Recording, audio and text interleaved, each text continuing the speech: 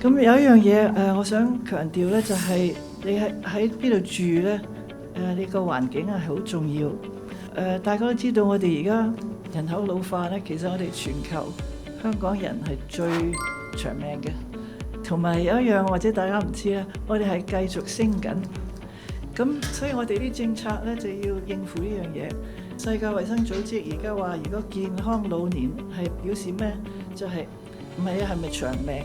係你個腦嘅功能同埋你嘅體能咧，要盡量係唔使靠人。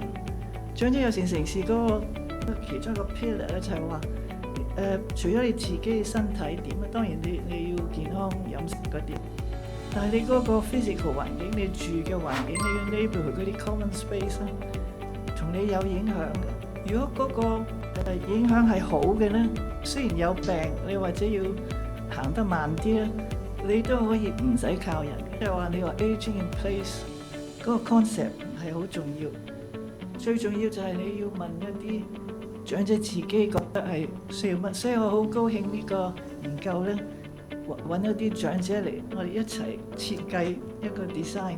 咁呢個係全世界都係做緊呢樣嘢。